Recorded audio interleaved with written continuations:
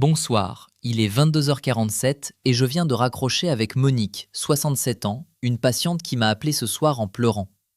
Elle ne comprend pas. Elle marche chaque matin depuis 20 ans, 5 km tous les jours sans exception. Elle fait ça pour son cœur, pour ses jambes, pour sa santé.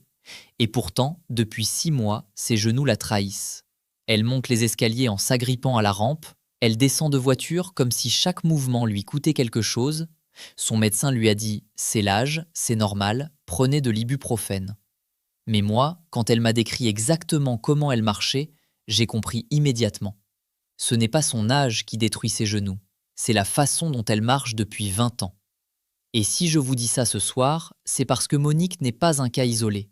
Dans les 20 prochaines minutes, je vais vous montrer les 4 erreurs que font 8 personnes sur 10 après 60 ans en marchant. Des erreurs que personne ne vous a jamais expliquées parce que la marche, tout le monde suppose que vous savez comment faire. Vous marchez depuis que vous avez 1 an après tout. Mais ce que vous allez découvrir ce soir va peut-être changer quelque chose dans votre quotidien dès demain matin. Et je vais aller plus loin parce que ces erreurs ne touchent pas seulement vos genoux. Elles touchent votre cœur, vos vertèbres, vos tendons.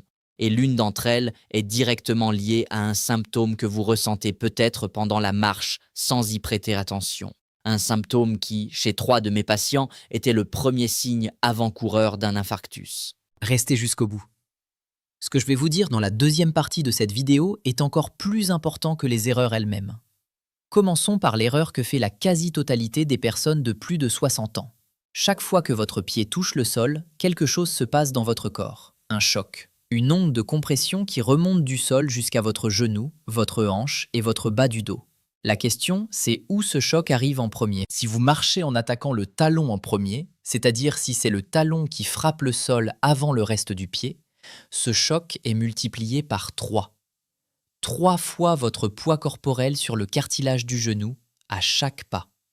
Si vous pesez 70 kg, c'est 210 kg de compression à chaque foulée. Multipliez ça par 5000 pas par jour sur 20 ans, vous comprenez ce que Monique a fait à ses genoux. Le cartilage articulaire du genou est un tissu fascinant. Il n'a pas de vascularisation propre. Il se nourrit uniquement par diffusion, c'est-à-dire par le mouvement lui-même. Une marche correcte nourrit le cartilage. Une marche incorrecte l'érode. Et après 60 ans, la capacité de régénération de ce cartilage est réduite d'environ 40% par rapport à ce qu'elle était à 30 ans.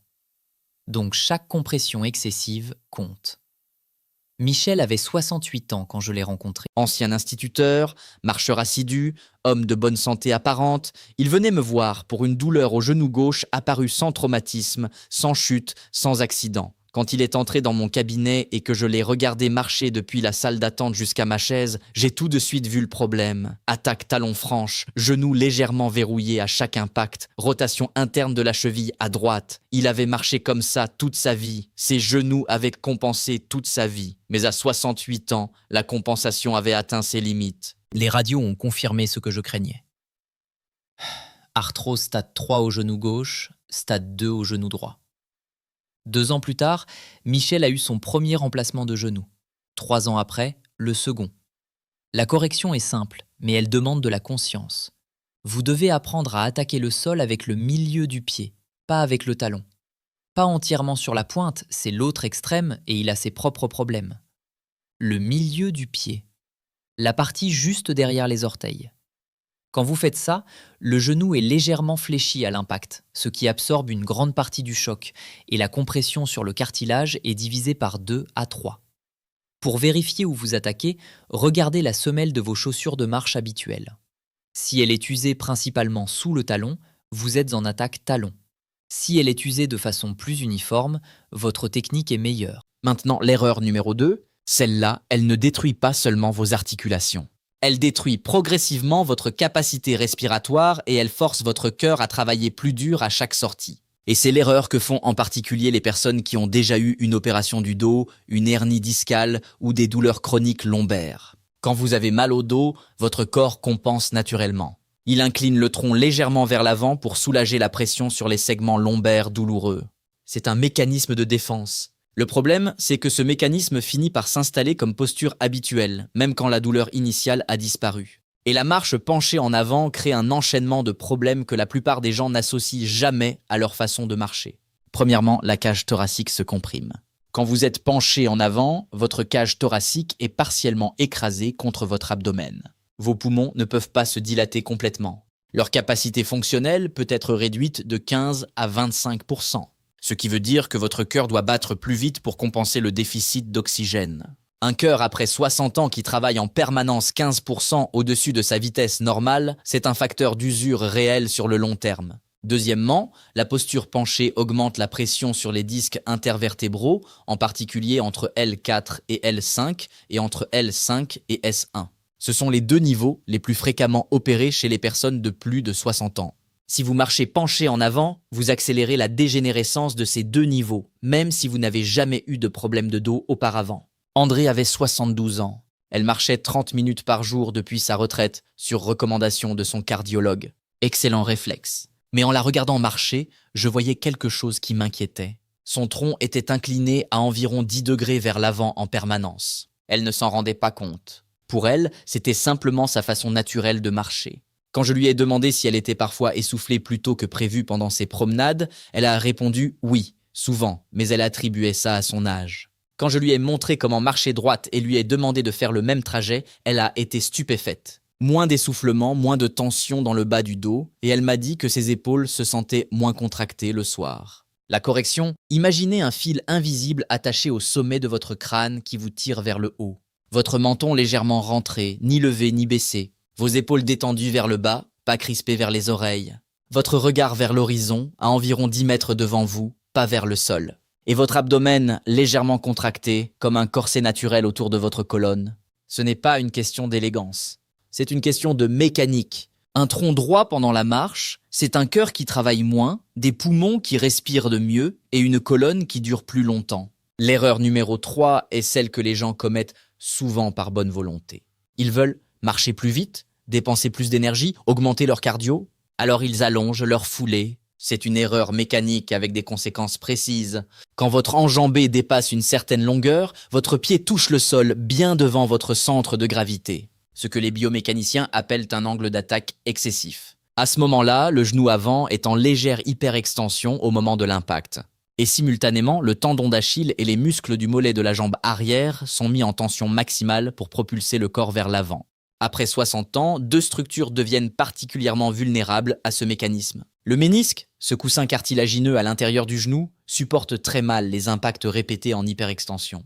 Et le tendon d'Achille, dont la résistance à la traction diminue d'environ 35% entre 60 et 70 ans selon les études de biomécanique sur le vieillissement tendineux. La solution n'est pas de marcher moins vite, c'est d'augmenter la cadence plutôt que la longueur des pas. Des pas un peu plus courts, un peu plus fréquents. C'est le même principe qui explique pourquoi les marcheurs professionnels et les coureurs de fond expérimentés font des foulées qui semblent courtes et rapides plutôt que longues et lentes.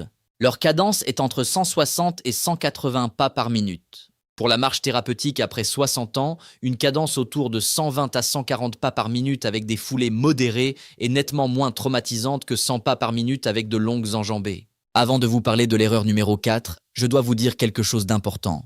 Parce que ce que je vais aborder maintenant, c'est la raison pour laquelle certaines personnes ne devraient pas ignorer certains signaux pendant leur marche quotidienne. J'ai 3 patients dont je garde les dossiers sur mon bureau comme un rappel permanent. 3 personnes différentes, 3 histoires différentes, mais un point commun. Ils ont tous ressenti un symptôme pendant la marche. Un symptôme qu'ils ont attribué à la fatigue, à l'âge, à un mauvais repas. Et ce symptôme était le premier signal avant-coureur d'un événement cardiaque. Le premier était un homme de 69 ans. Il marchait depuis 40 minutes quand il a senti une douleur diffuse dans la mâchoire gauche. Pas dans la poitrine, dans la mâchoire. Comme une tension, pas une douleur aiguë. Il a continué à marcher 20 minutes supplémentaires. Quand il est arrivé chez lui et a appelé son médecin, il a été hospitalisé dans les 2 heures. Infarctus en développement. La deuxième était une femme de 66 ans. Elle a remarqué pendant sa promenade une fatigue inhabituelle du bras gauche. Pas de douleur, juste une fatigue, comme si elle avait porté quelque chose de lourd. Elle aussi a continué sa marche. Elle aussi a failli payer cette décision très chère. Le troisième était un homme de 64 ans. Lui, c'était un essoufflement qui ne correspondait pas à son effort. Il marchait à son rythme habituel, sur un chemin plat, et il était essoufflé comme s'il montait une côte. Il s'est assis sur un banc. C'est ce geste qui lui a probablement sauvé la vie. Ces 3 symptômes, mâchoire, bras, essoufflement disproportionné, sont ce que nous appelons des équivalents angineux. Ce sont des manifestations d'un manque d'oxygénation du muscle cardiaque, sans la douleur thoracique classique que tout le monde imagine quand on parle d'infarctus. Après 60 ans, ces formes atypiques sont en réalité plus fréquentes que la douleur thoracique franche, surtout chez les femmes. Si vous ressentez l'un de ces 3 signaux pendant votre marche, vous arrêtez immédiatement. Vous vous asseyez, vous appelez quelqu'un, vous ne finissez pas votre tour. Et maintenant, l'erreur numéro 4, celle que font presque exclusivement les personnes qui ont une problématique cardiaque connue ou qui sont simplement très motivées et qui ne veulent pas se laisser arrêter. C'est l'erreur de continuer à marcher malgré un signal d'alerte en se disant que ça va passer. Le muscle cardiaque a une particularité qu'aucun autre muscle du corps ne partage. Quand il manque d'oxygène, il ne se fatigue pas progressivement comme un muscle de la jambe. Il peut fonctionner en mode ischémique pendant un certain temps, parfois sans douleur intense, parfois avec juste une gêne. Mais si cette ischémie dure trop longtemps, les cellules cardiaques commencent à mourir. Et les cellules cardiaques mortes ne se régénèrent pas. Je ne vous dis pas ça pour vous faire peur de marcher. Au contraire, la marche quotidienne est l'une des meilleures choses que vous puissiez faire pour votre cœur après 60 ans. 20 à 30 minutes par jour à rythme modéré réduisent de 30 à 35% le risque d'infarctus selon les grandes études de suivi épidémiologique. C'est un chiffre réel, vérifiable, documenté. Mais marcher correctement, ça veut dire aussi savoir quand s'arrêter. Et connaître les signaux qui méritent une attention immédiate plutôt qu'une heure supplémentaire de promenade. Alors voici la technique complète. La marche thérapeutique en 5 points, telle que je la prescris à mes patients après 60 ans. Premier point, la posture. Tronc droit, regard vers l'horizon, menton neutre, épaules relâchées, abdomen légèrement contracté. Pas de tension dans le cou, pas d'inclinaison vers l'avant. Deuxième point, l'attaque du pied. Milieu du pied en premier. Talon qui touche ensuite naturellement dans le déroulé, mais jamais en premier avec force. Si vous ne savez pas encore faire ça instinctivement, commencez par ralentir légèrement votre allure jusqu'à ce que le nouveau mouvement devienne automatique. Troisième point, la longueur des foulées. Modérée. Augmentez votre vitesse en accélérant la cadence, pas en allongeant les enjambées. Un pas tous les 2 tiers de seconde est un bon repère. Si vous pouvez compter vos pas mentalement sans effort, votre rythme est adapté. Quatrième point, la respiration.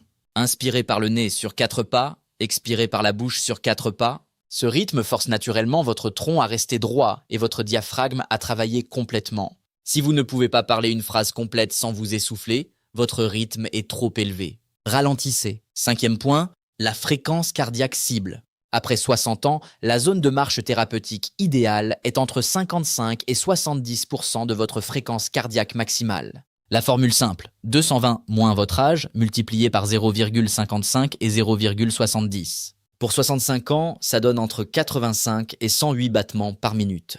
Si vous n'avez pas de montre cardio, le test de la conversation suffit. Vous devez être capable de parler en marchant, mais pas de chanter. Et maintenant, le programme de 14 jours que je donne à mes patients qui souhaitent recorriger leur technique. Semaine 1. Concentrez-vous uniquement sur la posture et la respiration. Pas besoin de changer autre chose. Juste, dos droit, regard horizon, respiration en 4 temps. Faites ça pendant 7 jours à votre rythme habituel. La semaine 1 est une semaine de conscience, pas de performance. Semaine 2. Ajoutez la correction de l'attaque du pied. Si vos chaussures le permettent, essayez de sentir consciemment le milieu du pied toucher le sol en premier et commencez à réduire légèrement la longueur de vos foulées si vous aviez tendance à les allonger. Augmentez légèrement la cadence à la place. À la fin des 14 jours, la plupart de mes patients me rapportent 2 choses. Moins de fatigue dans les genoux en fin de promenade et une sensation de mieux respirer pendant l'effort. Ce ne sont pas des effets placebo, ce sont les effets mécaniques directs d'une meilleure technique. Alors résumons ce que vous venez d'apprendre ce soir. Erreur numéro 1, l'attaque talon. Elle multiplie par 3 la compression sur votre cartilage à chaque pas. La correction, attaque milieu de pied, genou légèrement fléchi à l'impact. Erreur numéro 2, marcher penché en avant.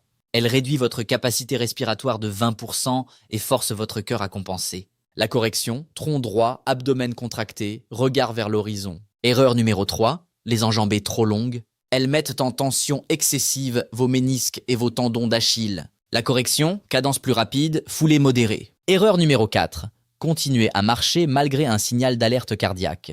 Elle peut transformer une promenade bénéfique en urgence médicale. La correction, connaître les 3 symptômes atypiques, s'arrêter immédiatement si l'un d'eux apparaît. Si cette vidéo vous a appris quelque chose d'important, cliquez sur le pouce en haut maintenant. C'est le seul geste qui permet à cette information d'atteindre d'autres personnes qui en ont besoin.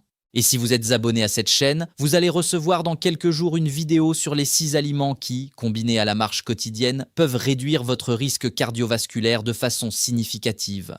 Et si vous ne l'êtes pas encore, il reste un bouton rouge juste sous cette vidéo. Et avant que vous partiez, j'ai une question pour vous. Parmi les 4 erreurs que j'ai décrites ce soir, laquelle faisiez-vous sans le savoir? Répondez en commentaire. Tapez simplement le chiffre 1, 2, 3 ou 4. Je lis chaque commentaire et votre réponse m'aide à préparer les prochaines vidéos en fonction de ce dont vous avez vraiment besoin. À très vite.